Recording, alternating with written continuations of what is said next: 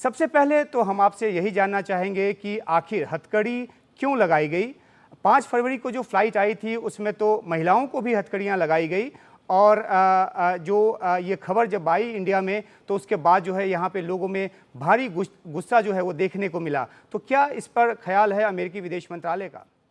वैसे सुरक्षा प्रिकॉशंस आखिरकार हमारे सुरक्षा मंत्रालय के अधिकारी पर निर्णय होती जाती है और हम समझते हैं कि उनकी प्रोसीजर्स के मुताबिक वो बच्चों पर हदखती नहीं करते हैं, अक्सर महिलाओं पर नहीं करते हैं। लेकिन अगर वो समझते हैं कि कोई पैसेंजर है जो उड़ान के दूसरे पैसेंजर्स के लिए एक जोखिम बन सके, तो उनके डिस्क्रेशन पर फैसला कर सकते हैं।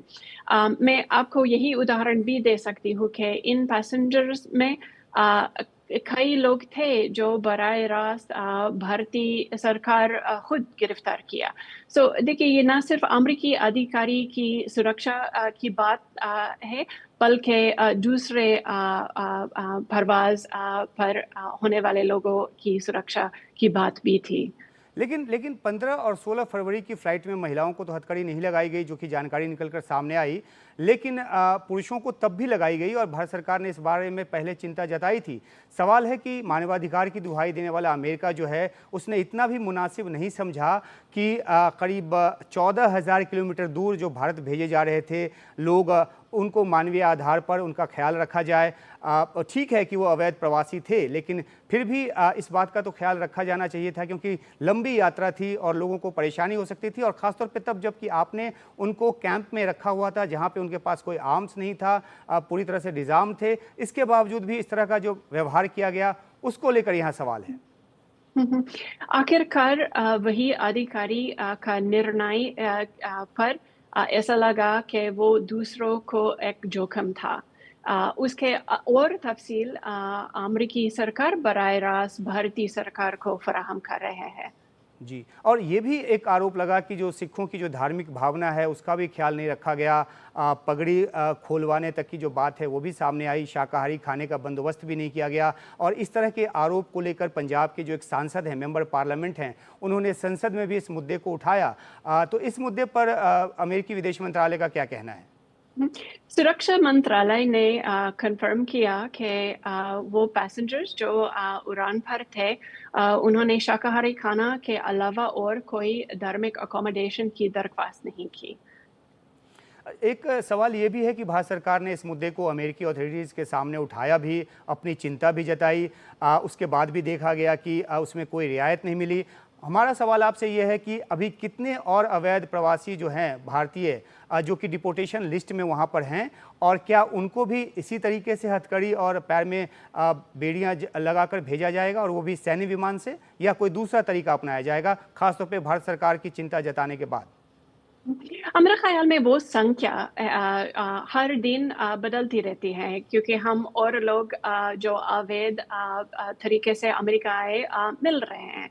अगर आप वो अप्रीहेंशंस जो अभी तक हुआ, आप हमारे कस्टम्स एंड बॉर्डर पेट्रोल के साइट पर ढूंढ सकते हैं। काफ़ी साफ और स्पष्ट से लिखे हुए हैं। हम भारतीय सरकार के साथ सहयोग कर रहे हैं ताकि उनकी शनाख्त कंफर्म करके रिपेट्रिएशन कर सकते हैं और अपने वतन वापस कर सकते हैं। और अगर अधिकारी समझते हैं कि वो दूसरे पैसेंजर्स के लिए जोखिम हो, तो वो ज़रूरी प्रोसीजर्स ले लेंगे।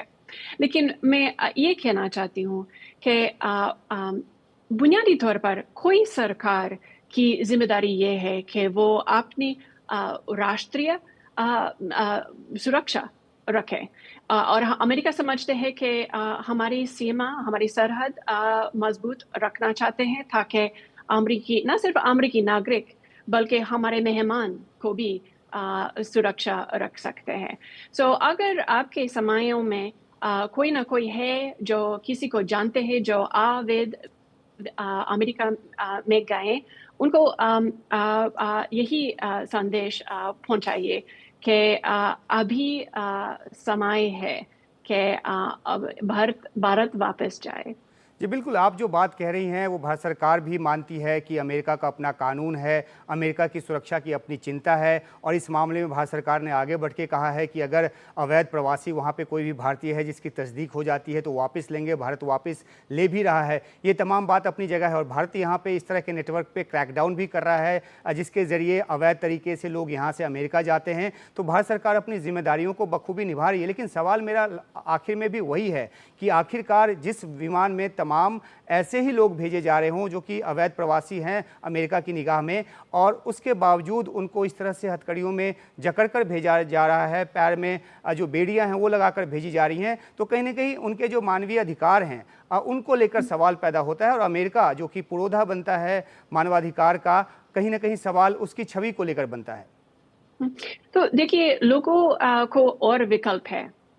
लोग अपने आप से अमेरिका से बाहर जा सकते हैं और हमारा एक नया सुविधाएं हैं जिसका नाम CBP होम ऐप है। लोग खुद ब खुद अमेरिका के बाहर जाकर जब वो 3 मील दूर बन जाए तो वो अपने मोबाइल इस्तेमाल करके CBP होम ऐप के ज़रिए अमेरिकी सरकार को यही संदेश भेज सकते हैं कि मैं अभी अमेरिका के बाहर हूँ। आप और सेल्फ डिपोर्टेशन की बात कर रही हैं? जी हाँ, सेल्फ डिपोर्टेशन की बात। और अगर अगर आपने अपनी तरफ से भेजना है तो वैसे ही भेजेंगी जैसे अब तक भेजा गया है, खासतौर पे पिछले 3 फ्लाइट में हथकड़ी लगाकर और सैन्य विमान से?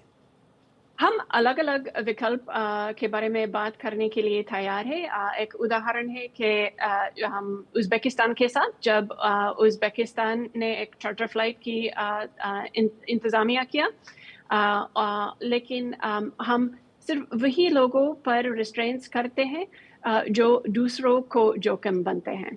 जी, तो आपके कहने का मतलब ये है कि अगर भारत सरकार की तरफ से सैन्य विमान भेजा जाए या वापसी का बंदोबस्त भारत सरकार की तरफ से किया जाए तो आप उनको उस तरीके से भेजने को भी तैयार हैं?